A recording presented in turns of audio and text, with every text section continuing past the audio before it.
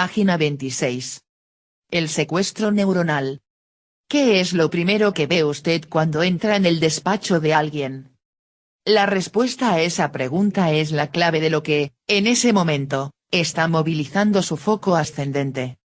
Es muy probable que, si sus intereses son de tipo financiero, lo primero que llame su atención sea el gráfico de beneficios de la pantalla del ordenador, mientras que, si padece de aracnofobia, se fije en esa polvorienta tela de araña del rincón de la ventana.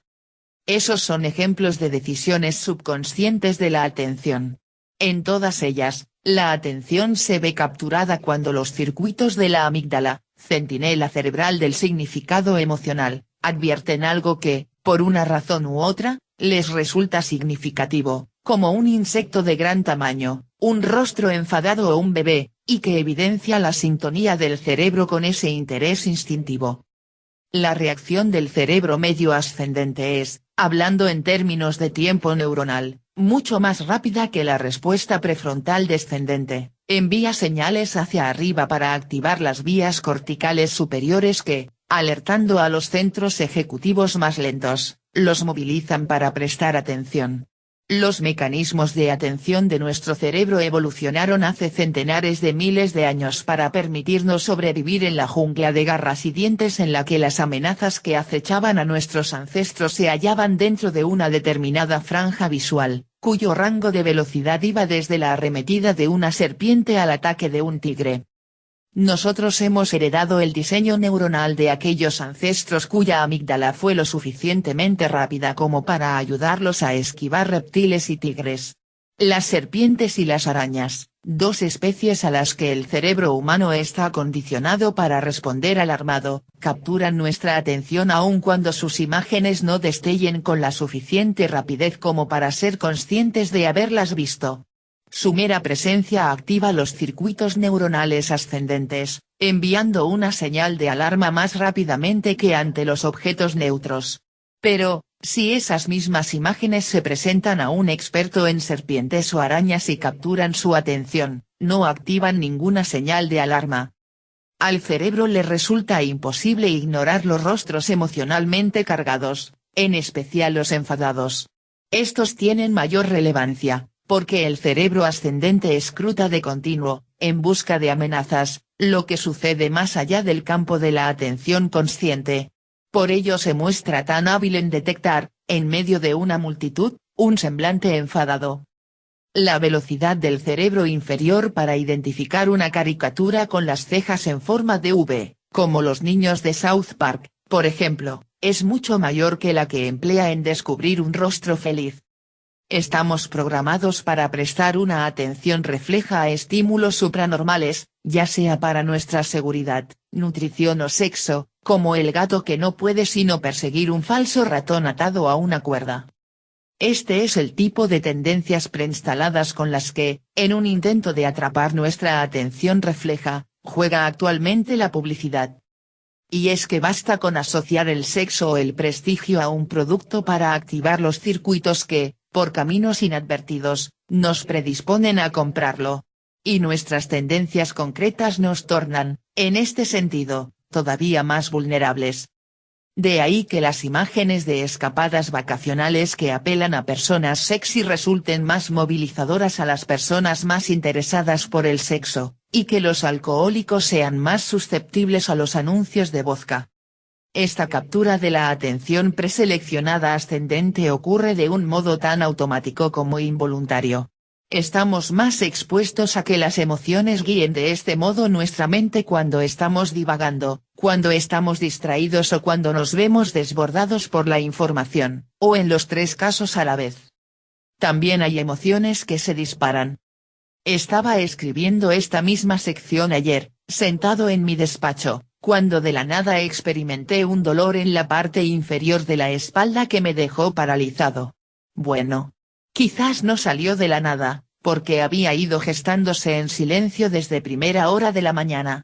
Luego, de repente, mi cuerpo se vio súbitamente desgarrado por un dolor que, originándose en la parte inferior de mi columna, partió mi cuerpo en dos. Cuando traté de ponerme en pie, el dolor fue tan intenso que me vi nuevamente arrojado a la silla.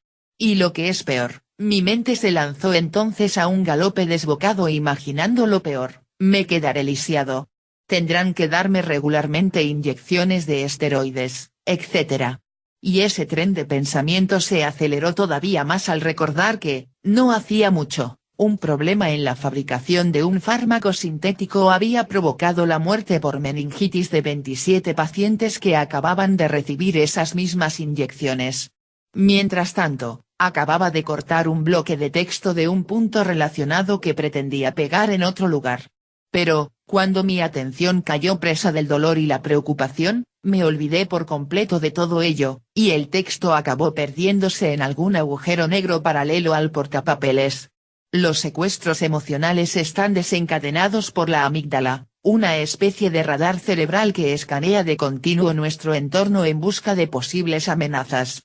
Pero, cuando estos circuitos se centran en algún peligro, o en lo que uno interpreta como peligro, porque a menudo se cometen también, en este sentido, errores, envían una andanada de señales a las regiones prefrontales a través de una superautopista de circuitos neuronales ascendentes que dejan al cerebro superior a merced del inferior.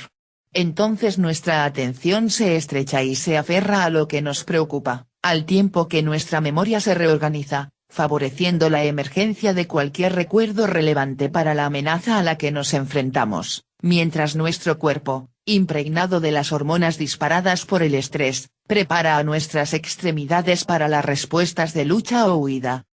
Y, cuanto más intensa es la emoción, mayor es nuestra fijación. El secuestro emocional es, por así decirlo, el pegamento de la atención. Pero ¿cuánto tiempo permanece atrapada nuestra atención? Eso depende, al parecer, de la capacidad de la región prefrontal izquierda para calmar la excitación de la amígdala. Hay dos amígdalas, una en cada hemisferio cerebral. La superautopista neuronal que va desde la amígdala hasta el área prefrontal tiene dos ramas que se dirigen a las regiones prefrontal izquierda y prefrontal derecha.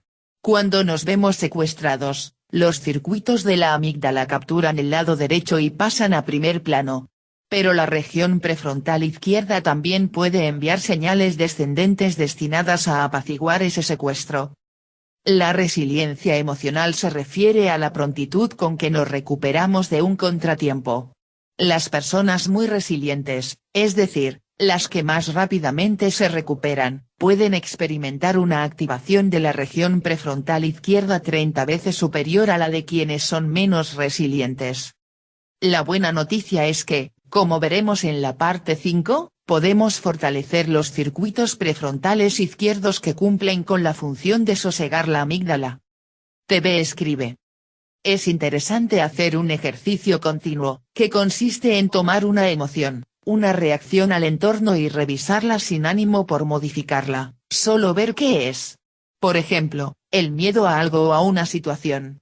Mire usted, el miedo al jefe es muy común, tal vez en la mayoría de nosotros. Si el jefe es muy estricto, cuando él está presente, nos comportamos de un modo y en cuanto se retira, se siente una atmósfera de relajamiento. ¿Y, por qué? ¿Qué nos puede hacer el jefe? Absolutamente nada, porque él es solo un líder, el representante de una posición laboral. Esté o no esté presente el jefe, no debe influir en nuestra actitud. Pongo otro ejemplo, el miedo a ser despedido del empleo. ¿Qué es lo peor que puede suceder en caso de que uno sea despedido de un empleo? ¿Morir de hambre? ¿Quién se muere de hambre por eso? Entre más analiza un miedo, puede ver que solo son imaginaciones, suposiciones ridículas. Es como si la sociedad se encargase de introducir el miedo en las personas, con el objetivo de controlar las actitudes. La emoción está para sentirse, es algo natural. Cuando no tengo claro el porqué de la emoción, puedo vivir indefenso ante ese estímulo. Analizar la emoción, y descubrir su mecanismo, es restar importancia a señales falsas, señales bestiales y procederes irracionales. El miedo, a lo que sea, puede ser desnudado. El miedo es atención, y la desmitificación del miedo, es enfoque, es concentración. Ahora, Concentrarse demasiado en controlar cada emoción y tener una fórmula para cada una de ellas, marcaría una diferencia entre uno y los demás, quienes de manera simple, van a detectar nuestra sangre fría, y nos volveremos desviados, lo cual debe ser muy cuidado, no mostrar nuestros recursos tan abiertamente. Si todos lloran al ver una película, hay que fingir que a nosotros también nos afecta, y soltar una que otra lagrimita. De este modo, no despertamos sospechas y podemos ser empáticos con los demás. Una persona muy segura de sí misma, muy recta, muy firme o inflexible, puede despertar el miedo de otros. Una persona insegura, con miedos, es como un conejo ante un coyote. Hay que darse el lujo de manejar a nuestro favor las emociones, las propias y las ajenas. Ninguna emoción, por más profunda que sea, puede impedir que sea sujeta a análisis porque la emoción, es gestada en el que analiza, en el observador. La emoción no se manifiesta afuera, su raíz está en el observador, en el pensador. Acuérdome que cuando me derroto, voy a decir que las cosas externas me hacen ser o hacer lo que yo hago. Nada me hace, nada puede influenciarme, yo soy la emoción, yo soy el amo de lo que siento. Página 27.